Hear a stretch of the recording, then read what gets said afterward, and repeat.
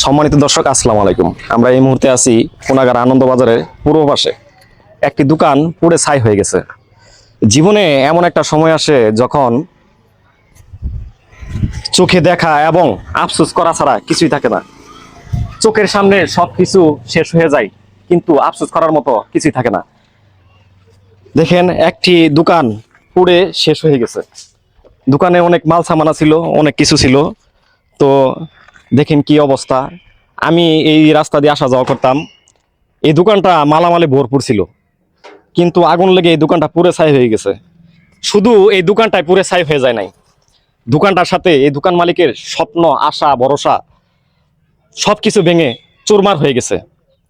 তো আসলেও যখন চোখের সামনে সবকিছু নিঃশেষ হয়ে যায়, তখন কিছু করার থাকে না। আমার আপনার জীবনেও যদি এরকম ধরনের ঘটনা ঘটে, তাহলে ভাবুন তো একবার আপনাদের কেমন লাগবে। আমার এই ভাই এখন প্রায় নিঃস্ব হয়ে গেছে। তো এখানে প্রায় 1.5 কোটি টাকা বলে মাল ছিল। তো ওনার কাছ থেকে শুনবো যে আসলে এই ঘটনাটা কেমনে ঘটলো, কিভাবে ঘটলো, কেন ঘটলো। তো আপনার এই কেমনে এই ঘটনাটা ঘটলো? ঘটনা ঘটছে এই যে কানি তো নে কারেন্টের আগুন ধরে ধরুন পোলা ভিতরে আসি ঘুমাইছে পরে জন্য ধরেন বাইরে ঘুরে চেতন করছে, চেতন করার পরে উঠে খালি ওর জীবনটা বাঁচায় বাড়াইছে। তারপরে 2বার কারিনে ধরছি, একবার হাত নাকছে ইয়ের মধ্যে টিনের বেড়ার মধ্যে উনি ধরছে কারিন, আবার দরজা খুলিবার আর ধরছে উন তো কারিন ধরছে।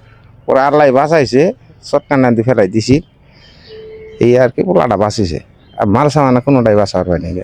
আচ্ছা, জীবন বাঁচানোর স্বার্থে এই দোকানটাকে ছেড়ে দিতে হয়েছে, কিছুই করার ছিল না তখন। কেউ আশপাশ আবার খালি আসলেও কেউ সহযোগিতা করতেও পারে না, কারণ কারেন্টের আগুন খুবই ভয়াবহ।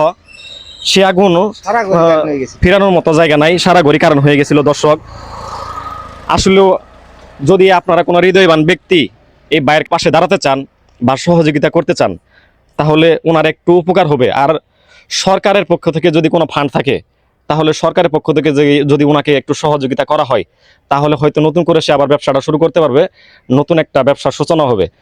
তো ভাই এখন পুরাপুরি নিঃস্ব হয়ে গেছে। এখানে কত টাকার মাল ছিল আপনার? 1.5 কোটি টাকার মাল আছে। তো দর্শক, এই দোকানে প্রায় 1.5 কোটি টাকার মতো মাল ছিল। আমি নিজেও দেখেছি এই দোকানটা ভরপুর ছিল মালামালে, কিন্তু এখন সবকিছু পুরো ছারখার হয়ে গেছে। তিনি এখন প্রায় নিঃস্ব অবস্থা। তো এখন কি আপনার নতুন করে দাঁড়ানোর মতো কোনো সুযোগ আছে? আপনার এরকম কোনো ক্যাশ ক্যাপিটাল আছে? না, আমার কোনো ক্যাশ ক্রেডিট নাই। তো দর্শক, আপনারা যারা যা আছে হৃদয়বান ব্যক্তি জীবনের আছেন, সব এর মধ্যেই। তো উনি ওনার জীবনের অর্জিত সব অর্থ সম্পদ এখানে ইনভেস্ট করেছিলেন, কিন্তু দুঃখের বিষয় তার এই দোকানটা পুরো যাওয়ায় তিনি এখন নিঃস্ব। তো আপনি কি এই দোকানের এগেইনস্টে কোনো বীমা করছিলেন? বীমা বীমা করা হয় নাই, সরকারি ফান্ড আর কি 25,000 করে টাকা প্রতি বছরে নিত। মানে দোকানের এগেইনস্টে 25,000 টাকা জমা দিতেন, হ্যাঁ। বীমা করা হয় নাই? না, বীমা না, ওটা ভেঙে দিয়ে তো নিত। 25,000 করে টাকা আমানত আর কি নিয়ে নিত।